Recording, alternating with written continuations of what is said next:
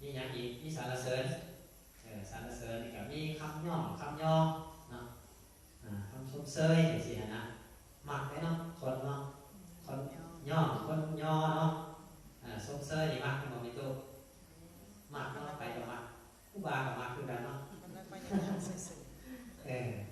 คำย่อเนาะชมเชยสรรเสริญเนาะก็ใส่ให้ป้ายสีมักหรอกพยายามเสริญมูมักเนาะก็ใส่ให้ป้ายสีนินทาเรื่องบดีบงามอย่างสินะเรื่องดีก็มีอยู่มันพวกเราเลยส่วนใหญ่คนนอกก็ว่าแต่เรื่องบดีเนาะเพราะว่ามันจำดีเลยสิ่งมันบดีมันบอกเป็นตู้ความดีมันโอ้ยเห็นไปสะสมไปเป็นว่านี่แหละเห็นหน้าก็ดีไปใหม่เราเขานะความดีนี่จะเห็นไว้สะสมไว้ไว้แต่ว่าความดีผมนี่หรือว่าความบดีเห็นแค่นิดเดียวน้อยเดียวนะหรือว่าความดีนะกับเมื่อไปเลยจางไปหายไปได้ตัวนี้มาสังเกตเบิ่งเนาะแตกได้เขาเห็นดีไว้แต่ว่าคนเขาเนี่ยบอกว่าจดจำเรื่องความดีแต่ว่ามาเห็นน้อยเห็นคิดแค่น้อยเดียวนะเห็นบุตรถือแค่น้อยเดียวนะอันนี้ก็ถือว่ามัดความดีนะมาเห็นส่วนนิดเดียวนะกับมัดตัวนี้เนาะฉะนั้นเนี่ยเรารักษาความดีไว้เนาะรักษาความดีไว้สม่ำเสมออันนี้สรรเสริญนินทาแล้วก็มีสุขแบบนี้เนาะสุขมีสุขเป็นอะไรสุขแบบนี้สุขทางกายสุขทางใจเนาะสุขพอมีศัพท์เนาะตัวสุขพอบอเป็นนี่เนาะอันนี้สุขเพราะว่าเขามีศัพท์สุขเพราะการเกิดจากการจ่ายศัพท์แล้วก็สุขพอบอมีนี่ตัวนี้แหละอันนี้ก็เป็นสุขอีกชนิดหนึ่งอันนี้แหละคนนอกคนควายอยากได้อยากทำอยากมีอยากร่ำอยากรวยแต่เนี่ยสุขอันนี้แหละเนี่ยความสุขเพราะว่าได้อันนั้นมากกับคิดว่ามันสีสุขได้อันนี้มากกับคิดว่ามันสีสุขมันสีสบายนะมันสีสบายกายสบายใจเนาะอันนี้แหละทุกข์ได้สบายทุกข์นี่ก็มันบ่ได้เนาะตัวมันบ่ได้ตามที่เราปรารถนา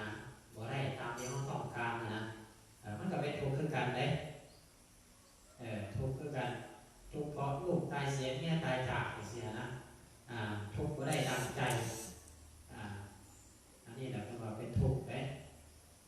ปรารถนาสิ่งหนึ่งสิ่งใดบ่ได้สิ่งนั้นก็เป็นทุกข์เนาะบ่ได้ดังใจนะมันก็คือมันยึดนะเห็นนั่นก็บวกขับบวกเลยกบถูกใจอย่างสิอันนี้ก็เป็นทุกข์อีกชนิดหนึ่งเลยอันนี้แหละจำได้เนาะมีลาภเสื่อมลาภนิยศเสื่อมยศสรรเสริญมีนิชาเนาะมีสุขและก็มีทุกข์อันนี้มันเป็นความเป็นจริงเนาะ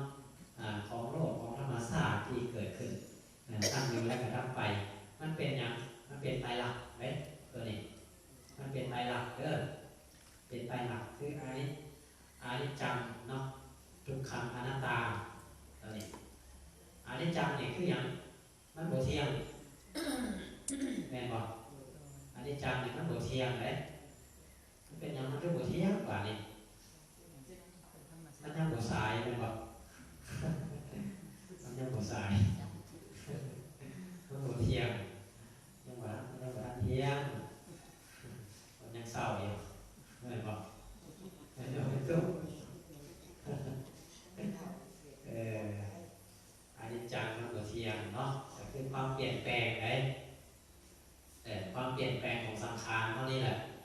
ตัวนี้นะความโบเทียงของสังขารมันเป็นตุ๊กตั้งแต่เกิดมาตั้งแต่น้อยจนใหญ่จนรอด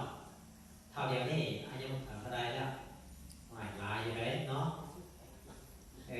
เป็นน้อยๆได้นี่โอ้มันเปลี่ยนไปได้ขนาดนี้อยู่เลยมาสังเกตตัวเนาะคิดยอดกับเพื่อนไปนะแต่ว่าคนเท่านี่คนว่าเท่าแต่กายแต่ว่าใจยังนุ่มอยู่เนาะจิตใจเนี่ยโอ้ยังแข็งแรงเลยยังหันยังห่าวเลยแต่ว่าเราคิดว่าเขานี่ห่างกายเขานี่นะมันจะสุดโทรมไปเนาะสังขารห่างกายเขานี่นะมันสุดโทรมไปเรื่อยๆเลยเป็นบอกผมเขานี่นะแต่กี้ดำมันบอกจะนี่ขาวแล้วนะตู้ข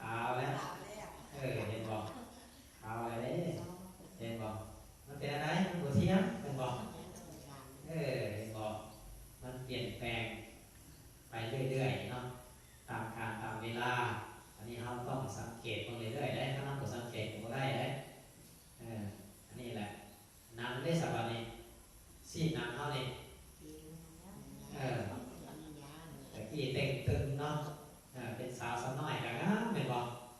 ผู้ใดก็ละงามใด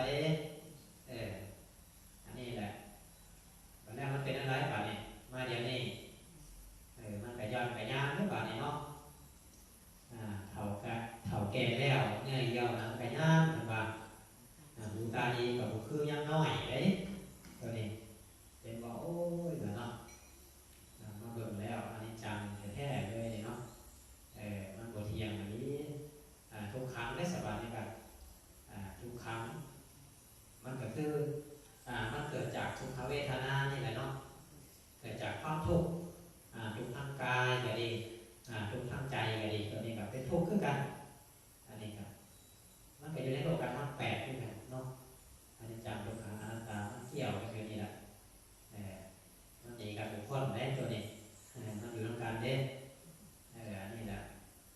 ก็คือว่าออกไปเนาะมันเป็นทุกข์ทุกข์กายทุกข์ใจได้สิ่งนั้นมาหรือว่าบ่ได้สิ่งนั้นมาแต่มันกับเป็นทุกข์ได้บ่ได้ดังใจจ้าเป็นยังบ่ได้ดังใจนี่แหละก็ทำให้เป็นทุกข์ได้ทุกข์อยู่กับโลกนี่โลกนี่แหละเวียนตายเวียนเกิดนี่แหละมันเป็นทุกข์อนัตตาลักษณะอนัตตานี่ก็มันบ่มีตัวมีตนเนาะมันเป็นอนัตตาบ่มีตัวบ่มีตนมันทางกายของเรานี่มันประกอบขึ้นมาได้ด้วยธาตุเนาะตัวธาตุสี่ขันธ์ห้าตัวนี้ได้ธาตุสี่มีหยังมีดินมีน้ำมีลมมีไฟประกอบอยู่ในร่างกายเรานี่เนาะขันธ์ห้ากับมีหยังมีรูปเวทนาสัญญาสังขารและกับวิญญาณรวมเข้ามากันเป็นผู้กับนามเนาะผู้กับนามตัวนี้อยู่ในขันธ์ห้านี่นะรวมเข้ามาเป็นผู้กับนามเลยเพิ่นว่า4 คนหาม3 คนแห่1 คนขึ้นแค่2 คนพาไปนะมันยังไม่ตุก4 คนหามนะดินน้ำไฟลมเนาะ3 คนแห่ได้สบายเนี่ย3 คนแห่กับอนิจจังทุกขังอนัตตาเด้ไม่บอก1 คนถึงแค่ได้สบายเนี่ยจิตเนาะคือใจเขาเนี่ยแหละ2 คนเข้าไปเด้บาปกับบุญบาปนี่เนาะอันนี้แหละมันบ่ได้มีอย่างไรนี่แต่เท่านี้แหละสรุปแล้วนะคนเท่านะรวมอยู่ในโลกธรรม8 อย่างนะแบบเวลาไปแล้วนี่ตบาปกับบุญนะได้ที่ทางพาไปนะวัตถุของเงินทองของใส่ทุกอย่างนะที่เขามีนี่ก็แค่เขามาใส่สัวข้างสัวข้าวซื่อๆเนาะมันเป็นของโลกซื่อๆแต่ว่าเขาจากไปเขาก็ต้องให้คนอื่นใส่ฉะนั้นแล้วมันบ่มีหยังเนาะเป็นของเขาจักอย่างเลยสังเกตตรงดีๆเนาะแม้แต่กระทั่งทางกายเขาเนาะตัวแม้กระทั่งทางกายเขาเนี่ยนะมาอยู่ใกล้ๆตัวเขาเนี่ยมันยังบ่เป็นของเขาเลยไอ้ตัวนี้